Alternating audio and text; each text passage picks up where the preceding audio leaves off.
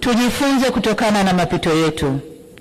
Hapana shaka kwamba Tanzania ni nchi inayofuata misingi ya kidemokrasia, ila neno demokrasia kamili inaweza kutafsiriwa kwenye mitazamo tofauti, haina formula moja.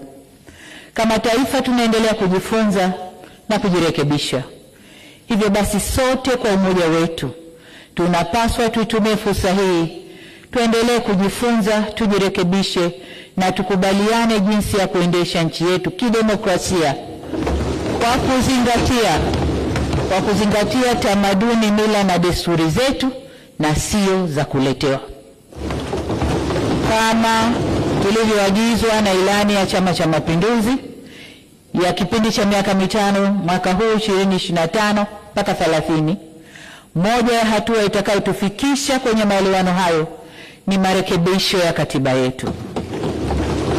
Serikali imeahidi kuanza kulifanyia kazi suala la mabadiliko ya katiba ndani ya siku 100 za muhula wa pili wa awamu ya 6 kwa kuanza na tume ya usuluhishi na maelewano. Mheshimiwa Spika, tunapozungumzia umoja wa kitaifa tunaongozwa na uwepo wa tunu ya muungano wetu. Hivyo basi kuhudumisha, kuimarisha na kuenzi muungano wetu kutaendelea kuwa kipaumbele cha serikali tunayoiunda.